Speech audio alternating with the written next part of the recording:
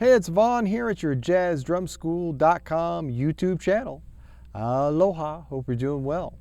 So in this lesson, I'm going to share with you a really cool, really slick hand pattern. It's kind of a hybrid hand pattern, sticking pattern, that works really great in playing swinging jazz drum fills.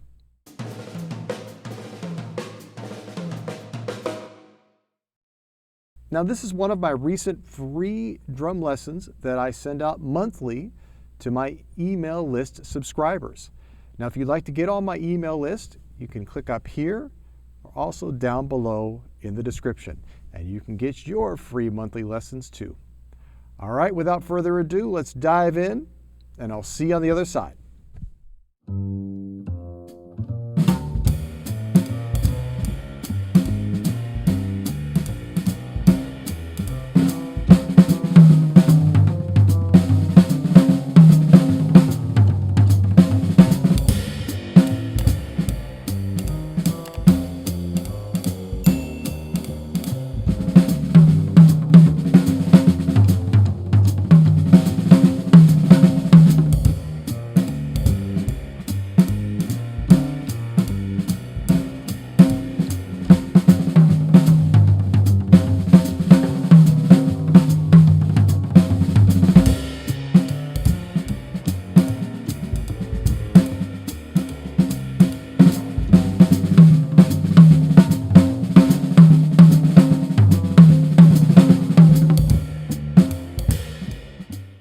Hey, it's Vaughn here with your monthly free drum lesson for jazzdrumschool.com.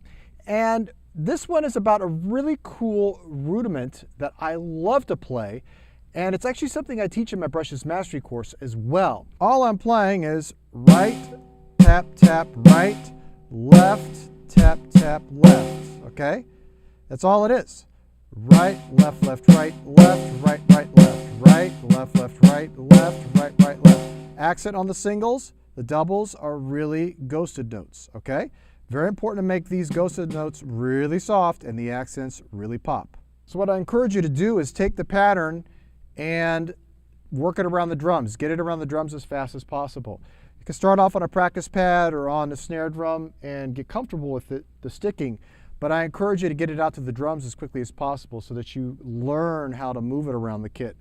If we only play on the snare drum, we end up teaching yourself just how to play it on the snare drum. So you want to get it out there and kind of work it around. So I'll show you a couple ways you could do it.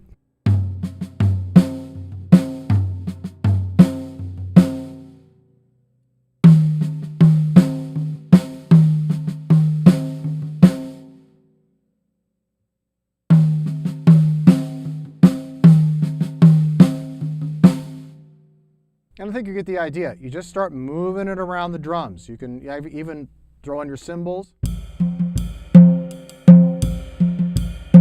Kind of this sound too, that works really fine too. It's, the sky's the limit, whatever you want to do. But the idea is just to kind of get it around the drums. The other tip I have for you is not to think of it as a drum lick. So don't play exactly the same pattern over and over again across the drum set, because that becomes a drum lick. What we want is flexibility in our jazz drumming. So what I encourage you to do instead is keep trying to find new ways to play it. And your guiding light will always be thinking of rhythmic phrases or kind of rhythmic melodies rather than thinking of hand patterns. Okay? Hand patterns are going to back you into a corner faster than you can blink. Rhythmic phrases or melodies that you play across the drums will never run out of creative possibilities. So that's the way I encourage you to do it.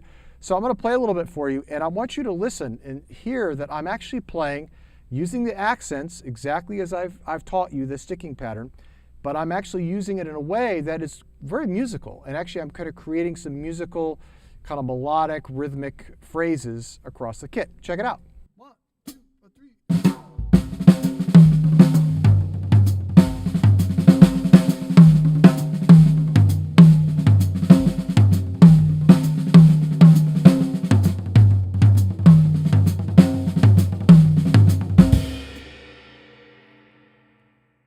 Could you feel that? Now, I was, doing the do da da ba da da ba do do ba do ba do da da ba ba. It's like really kind of a melody that's happening there. When you can think in that way and you play that way, you're going to connect your drumming to the music much easier. It's going to be much easier for you to interact with the other musicians too. So again, I encourage you to learn the sticking pattern, learn the hand pattern, practice it, get it comfortable working across the drum set, and then create some of your own kind of melodic ideas. All right, from there, then I encourage you to kind of trade fours with yourself. And the drumless track you heard me playing with at the beginning was from my jazz drums trading 4s and 8s drumless track collection. And it's full of great tracks actually to help you improve your timing, your feel, and your soloing.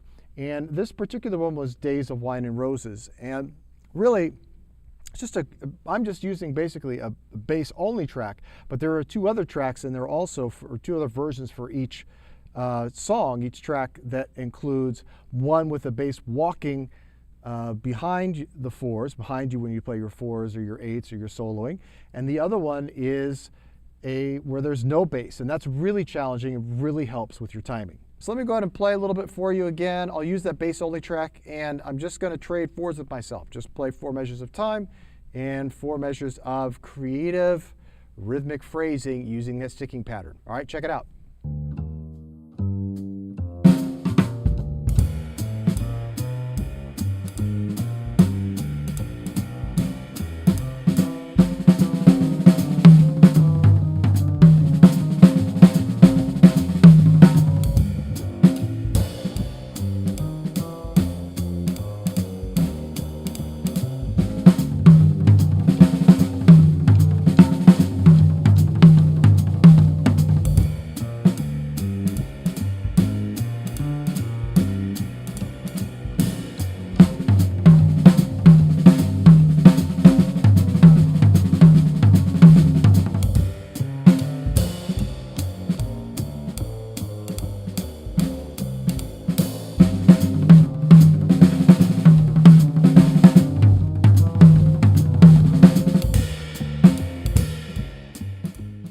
So a really cool and effective rudiment or hand pattern.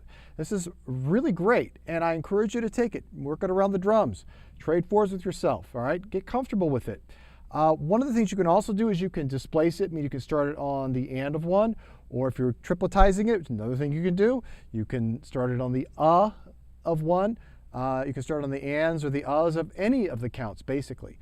So that's a really nice effect as well. Now, if you want to learn more about that, I encourage you to check out my Brushes Mastery course because I show you exactly how to do that with brushes, but basically you could take the same idea, the same concepts, and apply it to sticks. Thanks so much for being on my email list, and I hope to see you soon at jazzdrumschool.com if you're not already enrolled in a course. And keep swinging, my friend. What do you think? Pretty slick, yeah? It's not so hard, and just lots of application all over the kit. So I hope you give it a try and kind of work it into your drumming too. Thanks so much for watching, and if you haven't already, I would love it if you'd subscribe to my channel. Be sure to like the video if you like it. That helps it get around YouTube a lot easier. And drop a comment. Let me know if you've got a hand pattern or hybrid drum rudiment that you like to use in your jazz drum fills too. All right? Keep swinging, my friend.